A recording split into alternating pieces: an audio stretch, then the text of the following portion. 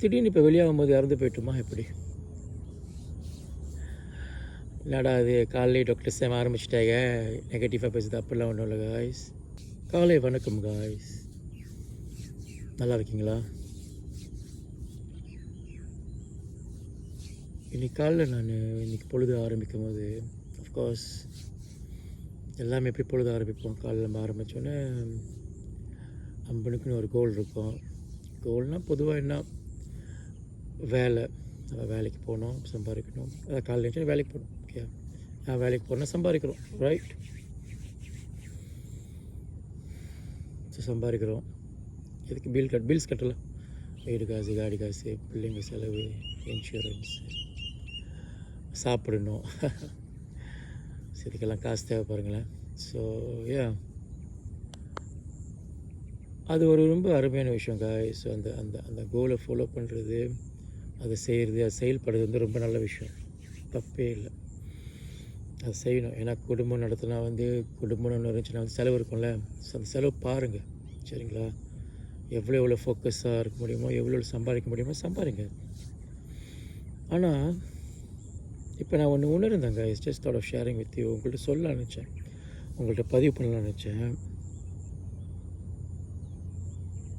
திடீர்னு இப்போ வெளியாகும்போது இறந்து போயிட்டுமா எப்படி? என்னடா அது காலையிலே டாக்டர் சேம் ஆரம்பிச்சிட்டாங்க நெகட்டிவாக பேசுது, அப்படிலாம் ஒன்றும் இல்லை காய்ஸ்.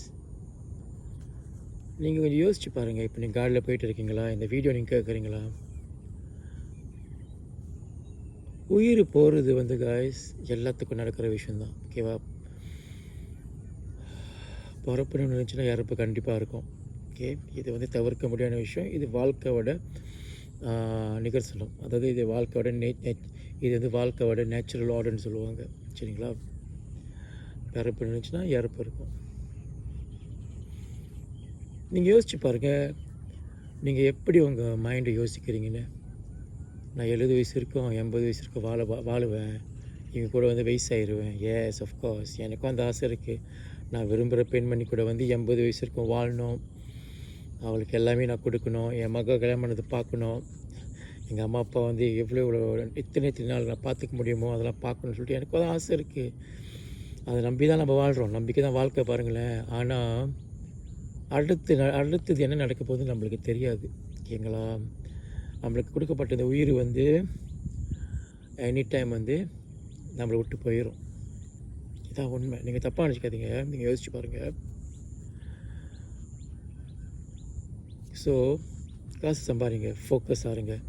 ஆனால் இவங்களுக்கு தானே சம்பாதிக்கிறீங்க, இவங்களுக்கு தானே ஓடுறீங்க. கொஞ்சம் ஸ்டாப் பண்ணி இவங்கள பாருங்கள், அவங்க மூஞ்ச பாருங்கள், அவங்கள்ட்ட கொஞ்சம் பேசுங்க, சரிங்களா?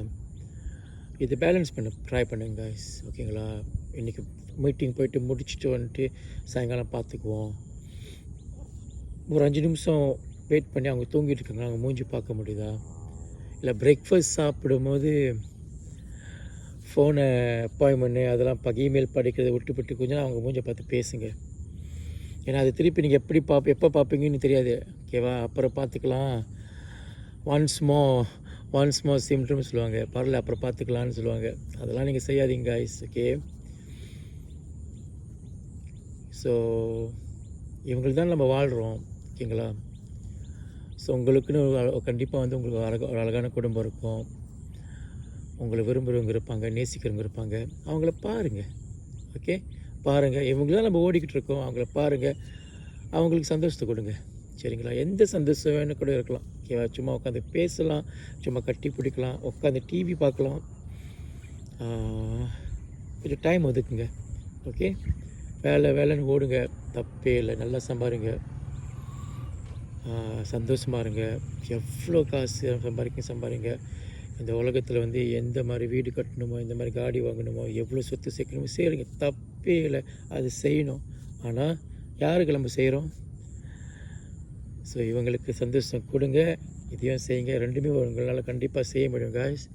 கொஞ்சம் உட்காந்து யோசிச்சு பாருங்கள். நான் சொன்னதை பிடிச்சிருந்தா எடுத்துக்கங்க, எல்லாம் ஃப்ரீயாக விட்டுருங்க காய்ஸ், சரிங்களா? அவ்வளோதான், வேறு என்ன? என்பமே சூழல்கள் எல்லோரும் வாழ்க, எண்ணம் போல் வாழ்க்கை, எண்ணம் போல் தான் வாழ்க்கை. நீங்கள் நல்லா இருக்கணும், உங்கள் குடும்பம் நல்லா இருக்கணும்னு சொல்லி signing off, doctor Sam. Piece.